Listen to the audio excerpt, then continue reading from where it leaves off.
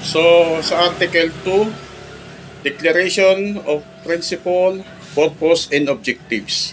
So, ito yung mga dahilan kung bakit natin, kung bakit binuo ang samahan ng guardians o para sa o anumang kapatiran, no? May mga dahilan yan.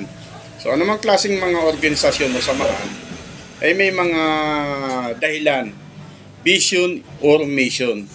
So, ang sabi rito, sa Section 1, ang organisasyon ay naniniwala sa dakilang may kapal na siyang pinanggalingan ng sanglilika, kapangyarihan at kapahamalaan. Ibig sabihin, ang samahang ito ay binigyan ito ng kapangyarihan para magsagawa ng mga layunin at binigyan din ng kapahamalaan. Ika nga, sa Diyos pa lang ay binigyan na tayo ng authority, kapahamalaan, di ba? At ganoon din ng gobyerno. Bakit kamo? Kasi nakarehistro tayo. Legit, ika nga legal. Kasi once na ikaw ay nagpupulong-pulong tayo na tayo ay hindi rehistrado, pwede tayong sitahin. Bawal kasi yan sa batas ng gobyerno. So, sa section number 2, ang pinakapangunahing layunin ng organisasyon ay upang pagkaisahin, patatagin at pangalagaan ang pagkakapatiran sa bawat kasapi upang magiging maayos at epektibo na maisagawa ang aming mga adikhain at mga hinaing upang aming makamit na pinakamimitin na pagunlad ng ating komunidad bilang non-government na organisasyon para sa kapayapaan at kaunlaran nito. Isa-isahin natin. Sabi rito, ang pinakapangunahing layunin daw ay ano? Sabi rito, upang pagkaisahin. Pagkaisahin daw tayo. Magkaroon tayo ng iisang layunin kasi tayo iba-ibang lugar tayo. Iba-iba yung mga plano natin sa buhay. Iba-iba yung mga adikain natin. So ngayon, ang ginawa ng mga national officer ng yung bumuo ng samahang ito, hinikayat yung mga mamamayan, ang sino mang gustong mag-volunteer, gumanap bilang voluntaryong maging katuwang ng ating komunidad o ng gobyerno ay magkakaroon tayo ng iisang layunin, iisang adikain. So, yung tinatawag na pagkakaisahin natin. Pagkatapos natin pagkaisahin, dahil sa iisang layunin, ang sabi rito, patatagin. Kailangan maging matatag tayo. Kasi meron tayong mga pagsubok na dumarating sa pamilya, sa kaibigan, sa trabaho, at sa samahan. Ano mang pagsubok na yan, kinakailangan maging matatag tayo. Kasi ang samahang ito ay hindi natin maiwasan na karamay dito ang trabaho, karamay dito ang pamilya, kaibigan, lahat yan nagiging nadadamay sila sa ganitong sistema ng brotherhood, di ba? Bakit kamo? Kung ikaw ay hindi maganda ang pamamalakad mo sa pamilya mo, ba't testimony ka sa guardians? Kung hindi maganda yung uri ng ng trabaho mo, ba't testimony ka doon? Kasiraan din sa guardians. Ganon din sa kaibigan. So, ibig sabihin, lahat ng bagay na nagiging kadamay. Lahat. Anong yung epekto nito, merong consequence, ika nga. Sa lahat ng ginagawa, nasaan ka man naroon, saan ka man ano man ang ginagawa mo, lahat nito ay nagiging nagkakaroon ng hindi magandang imahe bilang ikaw ay isang brotherhood, di ba? So kaya sabi rito, patatatagin tayo. Bro, baguhin mo 'yan. Bro, ito yung tama. Bro, dapat ganitong gawin mo. Bro, kailangan maging halimbawa ka. So lahat 'yan, doon kayo tatatag. Kaya merong leader na magsusubaybay sa inyo, gagabay, at para kayo ay maging masunurin o isang halimbawa sa pagsunod ng tama. Di ba? Pagsunod ng tama. Kaya may leader yan. So, doon kayo patatatagin. Pag may problema ka sa pamilya, problema sa trabaho, pwede mo yan i-impo sa founder o sa samahan natin kung anong may tutulong natin. Diba? So, ganun yon. Kailangan huwag tayong basta-basta ang bibigay yung manghihina. Diba? Basta hanggat kaya mong magpatama, hanggat kaya mong madisiplina, o may correct yung mga hindi magandang ginagawa, ay nandirito lang ang samahan para sa atin, sa ikabubuti natin. Kaya nga, kinakailangan maging matatag. Hindi katulad tayo ng isang grupo na tapos mo mapamiyembro, pinabayaan ka na. Di ba? Hanggang ikaw ay napaliwara. Di ba? So, hindi tayo ganon. Kami, halimbawa, mayroon tayong monthly meeting. Lahat kayo ay inaalam, oh bro, kamusta ka na? Ano nangyari sa'yo? May problema ka ba? May something wrong? Lagi kang inaalala, parang isang buong pamilya na ang isang anak, kapag hindi napansin buong magapon, tinatanong ng magulang yan, oh, ano nangyari? Di ko yata napapansin si ano Di ba? So, ganon din sa guardians. Lahat ay naano ka, laging kinakamusta, ang balita sa'yo. Something problema o wala. So, ganon lagi tayo. Kaya nandyan tayo ay para maging matatag. Nasabi na ito, patatagin. At pangalaga, kaya nga kayo ay pangalagaan. Na ito yung ating dapat maging guidelines. Ito ay dapat yung ating gabay. At ang pagkakapatiran sa bawat kasapi upang magiging maayos. Hindi tayo magulo, hindi kanya-kanya. Hindi tayo nagkakaroon ng pagdadalawang isip o ano paman para ikagulo ng isip mo. Kailangan maging maayos at epektibo. Maging maayos yung pamamalakad natin. Kasi pag hindi maayos ang pamamalakad ng leader, something wrong. Di ba? So, kinakailangan maging maayos. Meron tayong pagkakaisa. Meron tayong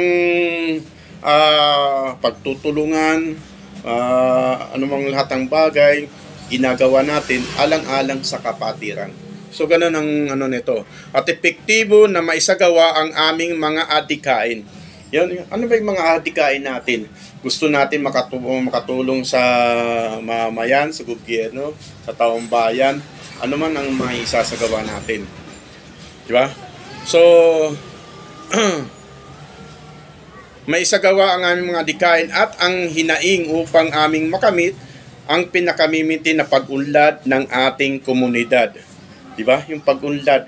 Kasi, alam mo sa tutusin lang, na nangyari itong samahan to, nabuo ito, nang dahil sa mga politician na inaasahan natin, na magagampanan natin yung ating binigay na tiwala sa kanila na isang boto para sa kanila. Eh, marami dyan, alam naman natin yan, na hindi nila nagagampanan. Yung ating komunidad, walang pag-unlad. Diba? Saan? Binubulsa yung pundo ng bayan. Diba? No, kinukurap. Kaya ngayon, sinong apektado? Tayo. Kaya nga tayo nag-isip ano ba ang may gagawa, masasagawa natin na kung saan tayo rin ang makikinabang. Kasi pag umunlad ang komunidad natin, damay na yung pamilya natin. Nagiging maayos ang lahat. Yung kaunlaran at saka yung peace and order. Yung kapayapaan. Kasi pagka walang kapayapaan, magulo. Pati yung mga anak natin, mahal natin sa buhay. Hindi natin maglalakad yan ng ligtas. Diba? Kaya nandyan din tayo. Tayo ay nagpo-protection para doon sa kapayapaan. Tayo yung mga volunteer na tayo yung sumusuwata sa mga hindi magandang ginagawa. Hindi tayo yung sinasaway, kundi tayo yung sumasaway. Diba? Nagiging mata tayo para sa otoridad na isusuplong natin kung ano man ang nakikita na hindi ka nais-nais. Diba? So, yun ang trabaho natin para magkaroon ng kaunlaran at kapayapaan bilang non-government na organisasyon. So, ibig sabihin non-government, ito yung mga samahan na volunteer. Pag sinabi yung volunteer, wala kang inasang sahod, walang allowance, volunteer ika nga. makatulong. Kundi ang inaasahan lang natin yung pagpapala na nasa binibigay sa atin ng Diyos. Kasi sabi ng salita ng Diyos sa Biblia, kung tayo man ay naniniwala, sabi ron, mas pinagpapala ang tao na nagbibigay kaysa tumatanggap. Ibig sabihin, nagbibigay ka ng tulong, pagpapalain ka, di ba? Siya yung susuklinan, doon na lang tayo bumabawi.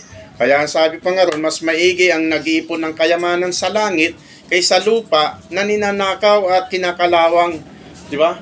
So, tayo, nagbubulong at tayo tumulong, nag-iipon tayo ng kayamanan sa langit. Yun ang sabi ng Biblia. So, doon tayo bumabawi. At least, kahit busy man tayo sa isang bagay, hindi mo nalilimutan na makapag-ipon ng kayamanan sa langit. Diba? So, doon na lang tayo bumabawi. Kaya, voluntaryong tumutulong sa komunidad. Section 3. Ang layunin ng organisasyon ay ang mga sumusunod. Letter A. Mapanatili at patuloy na maisabuhay ang mga prinsipyo ayon sa pag-ibig ng Diyos. So, unang-una, bilang tayo ay kapatirang guardians, unang-una, yung pag-ibig natin sa Diyos. Dapat wag yung mawawala. Kasi kapag ikaw ay may takot sa Diyos, may respeto ka sa Diyos, may respeto ka na rin sa kapwa mo. At lalong sa sarili mo.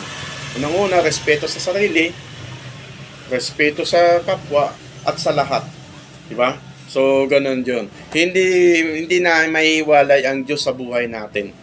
Kasi siya yung unang number one, unang dahilan kung bakit ginagawa natin to. Mapanitili at may sa buhay ang prinsipyo ayon sa pag-ibig ng Diyos. Paggalang sa mga nakakataas, yung ating mga namumuno, leader, respeto natin yan. Kasi kung walang mga leader, walang mag-guide sa atin. Walang mapapaliwara tayo, parang walang magulang, kawawang mga anak. Diba? Ganun yun. Kaya karamihan ng mga pasaway sa lipunan, yung mga wala ng magulang. Kasi wala nang nag-guide ng tama at mali. Diba? Nagiging paliwara na sila.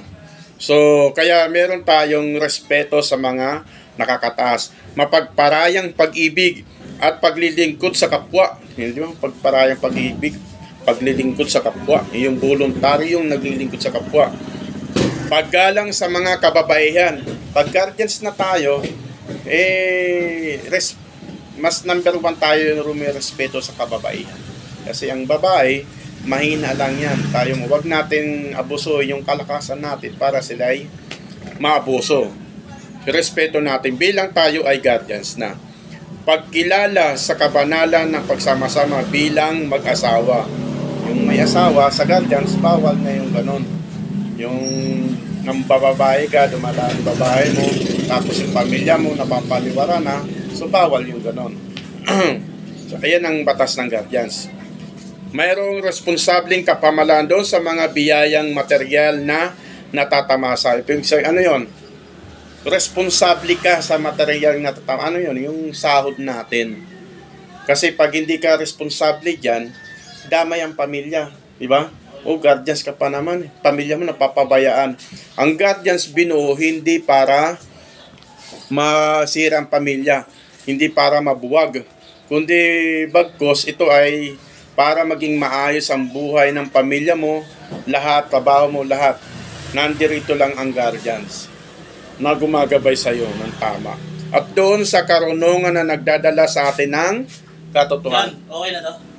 Tubig yun. Lagyan mo na yun. Nagdaga ko ba? Hindi, takalin mo. Yung baso, pagkakalahati. Ilan sila? Ilang takal na ba yan? Takalin mo. Hindi ko tinakal Hindi, takal mo para eksakto.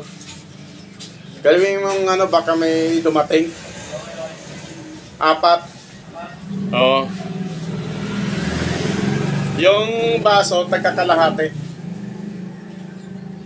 Tapos, ang sabi rito, okay. Letter B. Maisulong ang mabuti at maayos na relasyon. So, isinusulong natin yung maayos na relasyon sa bawat isa sa atin. Kaya nga tayo brotherhood, andirito yung, alam mo yung pinaka number 1 na kapatiran na the best magtulungan. Kahit mali, tinutulungan. Hanggang sa patayan. Walang itong ano lang yung iglesia. Tsaka, yung ano tayo, Muslim. Sila, kahit mali, protektahan. Dito ko yung nalaman sa Pampalay. Kahit mali yung ano nila, oo, protection yan. Pagka may nabangga na nakaaway ng kapatiran nila, re-resbakan yan. Ganon din ang Muslim. So, ganon sila magtulungan. Ganon ang puso nila. Tulungan yung kapatiran. Hindi ko inaano ang tinitingnan ko to, paano sila tumulong sa kapatiran. Di ba? Puro sumuporta, ika nga. Ganon din dapat sa atin. Hindi tayo nagsisiraan, yung kasiraan ng kapatid natin, siraan mo, mali yun. Dapat pagtakpa mo yun. Pagka talagang hindi magandang ginagawa niya, sabi mo sa founder, ito yung si bro kasi di maganda yung ginagawa. Para maimbestigahan, mapatawag, at may tama yung mga hindi dapat, di ba? So yun ang nasaan si bro? Bro, may matubig! Dito na para matuto. So, gano'n. Alam mo magloto yan, bro, alas? Dito ka, bro. Para may matutunan ka. Pakinggan mo yung sinasabi ko. Ito ka muna. Yung, lang yan, bro, alas, yung kolonya, Si Pagke. may inala yung apoy. Tapos, oo. Kasi pag nasobra niya, mawawala yung espiritu ng guardians one niya. Okay. So, ganon. May sulong ang mabuti at maayos na relasyon. So, kailangan maganda yung relasyon natin bilang kapatiran. Hindi tayo nagsisiraan. Kahit sa trabaho, pamilya, kaibigan, dapat yung kapatiran, protektahan tayo. Walang siraan. Ganon ang, kaya nga ako, kita nyo muna na ako, ganon, di ba? Wala akong pinapanigan kasi trabaho natin. Ibang agency. Kung anong pinakutungo sa mga tao ko, sa Cavalry, ganon din sa Abraham, ganon. Hindi ako plastic. Kung anong pinakita ko yun na yun. Totoo. Di ba? Walang plastikan. Kasi ganon yan. Hindi tayo nag-aanuhan. O anong kasiraan ng wag mo na, kundi bagkus, protektahan. Ganon tayo. Brotherhood niyan. Pagkakaisa, kooperasyon. Kailangan mayroon tayong pagkakaisa, kooperasyon. Di ba? Makipag-cooperate ka. Hindi yung lagi ka na lang gumagawa ng dahilan. Hanggang naubusan ka na ng dahilan. Di ba? May plano tayo, tapos ito meron laging gumagawa ng dahilan. So, dapat nakikipag-cooperate ka sa pagitan ng mga kasapi tungo sa ikaunlad ng organisasyon. Kasi pag wala tayong kooperasyon, yung pag-unlad na antala. Kasi hindi tayo nagkakaisa, hindi nagkakipag-cooperate. Sige lang ng sige. Walang problema, inaano naman natin, tinatanggap naman natin yung mga reasonable na dahilan, di ba? So, natanggap natin yan. Kaya lang, wag naman yung palaging ganon, di ba? So, dapat ginagawa ng paraan paano ka makakaganap sa iyong sinumpaang tungkulin. So, ganon yan. Makilahok sa pagbuo ng mga gawaing mapagpaunlad sa kabuuan ng organisasyon para sa kabubuti ng mga kasapi nito. Tulad, meron tayong activities na gaganapin. Dapat sama-sama tayo. Bro, meron tayo mas feeding doon kaila bro alas. Doon tayo lahat. Ano tayo? Suportahan tayo. Mas marami, mas maganda tingnan.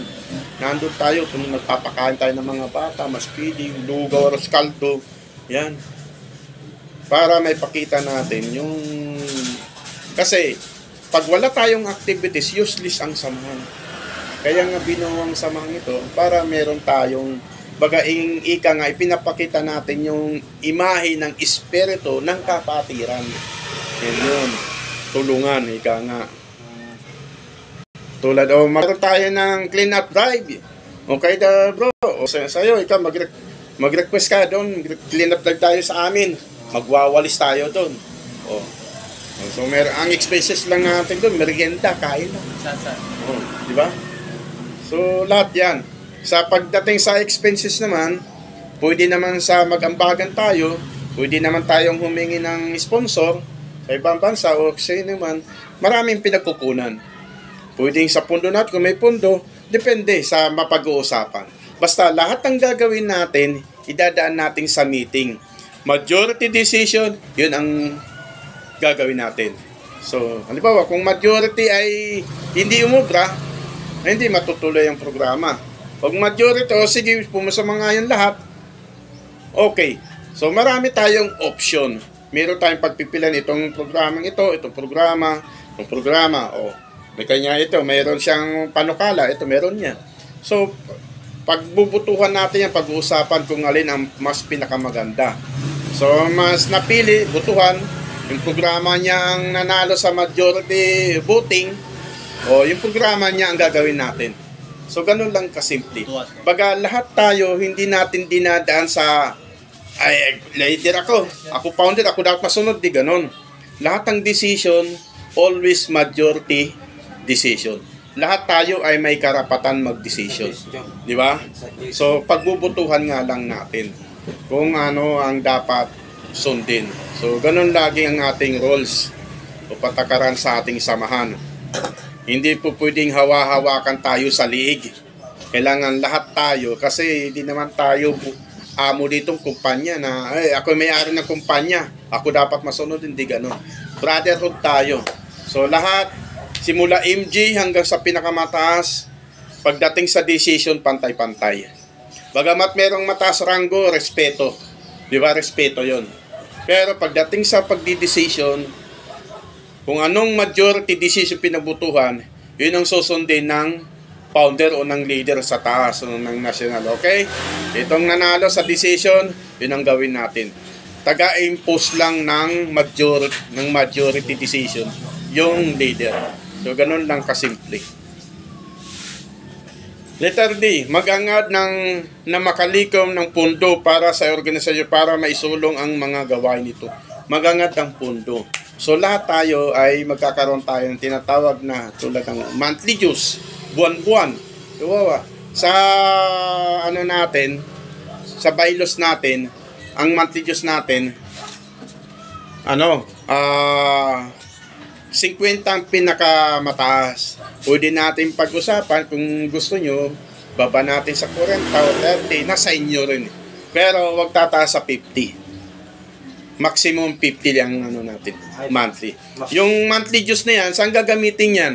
In case of emergency, merong si bro na disgrasya, kailangan ng immediate na financial. O, founder, paano muna ako? Ibabalik mo lang, pero walang tubo. Yun ay tulong natin. Pero kailangan may balik mo yun para yung iba naman lalapit ang tulong, mabibigyan din naman papahiram din naman natin. Baga nga sa ating kapatiran, yun ang pinakatulong kaysa mangutang ka sa iba, may tubo, di ba? Pero pagdating dito sa atin, ibalik mo lang yung kapital para yung iba naman matulungan din, di ba? So ganun lang. O halimbawa, pandagdag doon sa expenses natin doon sa activities, pwede rin yun. Pero mas maigi na makakuha tayo ng sponsor o kaya magambagan. Para yung pundo, hindi mauubos. Tapos ang pundo, every meeting, nire-report. Ika nga, to cease to believe. Bakit to cease to believe? Hindi po pwede katulad yung ginagawa nangyari sa iba. Report lang through sa papel. Ito yung natirang pera. Pero yung actual na makikita mo, wala. Kung naka-bankbook man yan, passbook, pakita mo yung passbook. Ito yung balance. Di ba? Nakikita. Kasi, niiwasan natin na pag nabubulaga tayo, wala na pala yung pera. Kailangan lahat tayo nagbabantay doon sa may hawak ng yaman. Yung ating treasurer. Kailangan lahat tayo nakatingin doon. At hindi po pwede yung gagalawin niya yung pera na walang alam ng authority. Dapat ipinapaalam. Di ba? So, ganun lagi ang natin sa pag-regarding sa financial. Kailangan mahigpit tayo dyan. Kasi hindi yan pera ng isa lang, pera ng lahat yan. Kailangan bantayan natin ng maigi yan. Ang paghawak ng pera, hindi kung sino-sino dapat authorized lang. Yung treasurer lang. Para yung hindi nagkakawatak-watak yung pera. Di ba? So, yun lang yung authorized natin. So, ganun natin yung samahan natin. Okay. So, iyan ang mga sa Section 4, ang organisasyon ay nagsusulong ng prinsipyo ng demokrasya. Kinikilala nito ng Konstitusyon ng Republika ng Pilipinas, ang kanyang mga batas, regulasyon, ordinansa na binibigay sa atin ng ating mga mambabatas. So, lahat ito ay yan, legit yan, legal nga, ika nga. Lahat ng ginawa nating batas dito, permado ng gobyerno yan. Yung ipinasa nating bylaws, kasi nagpasa tayo ng bylaws doon eh. So, yun ang dahilan o paraan, purpose, objective kung bakit sinama na binoto yung Samanto. So, alam nyo na ngayon anong dahilan kung bakit kayo narito. Ibig sabihin, pumasok kayo sa isang sama na kung saan alam nyo na yung pinasukan nyo. Di ba? So, may tanong. May tanong doon? Wala nang tanong. Naintindihan. Ikaw, naintindihan mo? Bro, kulit? Ayos? Pagkinig ka maayos ha. Para pag tinanong ka, alam mo. Ano ibig sabihin nito? Ayan, masasagot mo. Diba? Kailangan. Bagamat hindi naman nakukuha ngayon, i-review lang ng i-review natin. So, dadako tayo sa history. Sa history, mahaba ang history. I-brief lang natin. Pag sinabing brief, yung summarize lang. Yung pinakamahalaga lang ang sasabihin ko. Okay. Ang Guardians, bago nagsimula, ay ito muna naging history. Ang Guardians ay isang samahan o kapatiran na ang pangunahing layunin ay ang pagbuklod-buklod sa pagtutulungan para maging katuwang ng kapwa Pilipino at ng sambayanang Pilipinas. Ito ay hindi samahan ng pangreliyon o pangpolitika at ng pangnegosyo. Hindi daw pang-reliyon to, hindi pang negosyo, politika. Ha? So, ito ay itinatag ni retired Colonel Liborio Hangaw Jr. na noon ay kawani ng kasundaluhang Philippines Constabulary. Ang pinaka-utak nito, pinaka-founding father ay si retired Colonel Liborio Hangaw Jr. Una itong tinatag na 12 anitos. Una muna 12 anitos. 12 anitos. Pero hindi nagtagal, nabuwag ito. Noong April 15, 1976 sa Sitio Kidama, parang Maguindanao, na may pangunahing layunin na brotherhood, unity, solidarity, and oneness. Hindi tumagal, ngunit sa parehas na taon, ang mga kasapi ng 12 anitos ay napaghiwalay. Ibig sabihin nabuwag ito. Kasi nalipat sila sa iba-ibang destino. So, nung mabuwag ito, habang si Sargento Liborio Django pang pseudonym yan noon eh, nung 12 anitos pa. Hangaw Jr. pa noon at Abraham na siya ngayon. So, nung tinayo niya ang Diablo Squad, 1976 din. Ibig sabihin ng 12 anitos, buwan lang ang inabot. Nagkawatak-watak dahil nga napunta sa iba-ibang destino. So, binuo niya ulit ito na natili sa 57 First PC Company South Parang Cotabato ng Maguindanao na ngayon ay ipinagpatuloy niya ang espiritu ng kapatiran at kanyang binuo ang samahang Diablo Squad sa layuning lumaban sa mga kalaban ng gobyerno na walang takot at walang iwanan hanggang sa huling patak ng dugo. So, binuo niya ang kapatiran. Alam mo kasi noon, ang mga Philippines Constabulary, talagang matinding labanan noon sa Mindanao, di ba? Kaya, paano niya mapagkakaisa? Sundalo laban sa sundalo, di ba? Hindi maintindihan eh. Bisan NPA, dahil NPA, naka-uniform din ng sundalo rin. Di ba? Bisan nagsusok sila ng ganun eh. So, ang ginawa niyang brotherhood. O, ito, kapatid tayo, ito, brotherhood tayo. Kaya binuo niya yung Diablo Squad. Yung kapatiran. Sa akwal na labanan yun.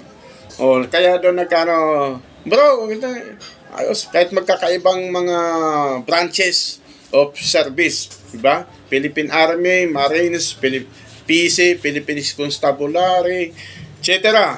So, Nang dahil doon sa Brotherhood, lahat sila nagkaisa sa isang layunin na lumaban na walang atrasan hanggang sa huling patak ng kapatiran para magsugpulang ang kalaban ng gobyerno. So, ganun in-akwal yun, na labanan. So, kaya binuo ang Diablo Squad. So, sabi rito, sa pagkataong ito ay nagpalagay ng markang Diablo Squad sa kanang balikat. Ang kauna-unahan ng mga kasapi maliban lang sa isa na ayaw magpalagay ng marka noon para may pakita ang pagkakaisa bilang isang kupunan. So, ibig sabihin, kinargahan sila. Mano-mano pa noon. Hindi pa uso yung machine, diba? Kinargahan sila. Diablo Squad. So, yun. Pagdating ng 1980, pinalitan naman yung Diablo Squad. Mahal na araw nang maisipan ni Sargento Liborio Hangaw Jr. na baguhin ang pangalang Diablo Squad dahil sa masamang pag-iisip ng mga mamayan ng salitang Diablo Squad. Kasunod ang sunod-sunod na labanan ng Philippines Constabulary at ng ilang sangay ng kasundaluhan. Noon ding araw na yon ay binago ni Sargento Liborio Abraham Hangaw ang pangalang Diablo Squad sa Diablo Squad The Crime Buster. So naging Diablo Squad The Crime Buster na noong April 1980. So isinuwap lang yon, pero yun pa rin ang miyembro. So dito, sabi dito, at original na 12 na nadagdagan ng isang army at isang MP. Kasabay nito ang pagbigay nila ng kahulugan ng salitang Diablo Squad. So binigay meaning yung mga litra ng Diablo Squad, yung D-I-E-B-L-O. Ibig sabihin ng D, dauntless, yung I, ingenious, yung A, advocator, yung B is banner, tapos yung L, liberty, tapos yung O, oneness. So, ibig sabihin, kapag sinalan sa Tagalog, ang ibig sabihin ay mga matatapang, matatapat na tagapagtanggol ng watawat, kalayaan at pagkakaisa ng lahing Pilipino. So, dito rin unang-unang napamiyembro yung tinatawag na mga sibilyan noong 1980. So, 1918, napamiyembro din ng binuo ni Sargento Liborio Hangaw Jr. ang grupong tagapayo. So, itong tagapayo na to, puro mga attorney, piskal, lawyer, ika nga. Ito ay tinawag na Magic Group. So, ang tawag sa kanila MG, Magic Group, means civilian.